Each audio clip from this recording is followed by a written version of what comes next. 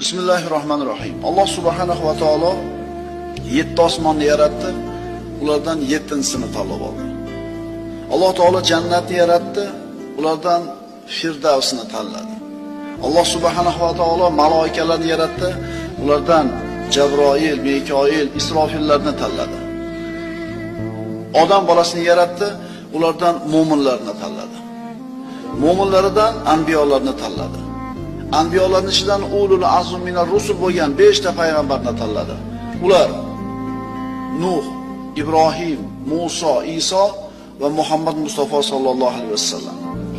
Alloh subhanahu va taolo yerni yaratdi. Undan Makkani tanladi.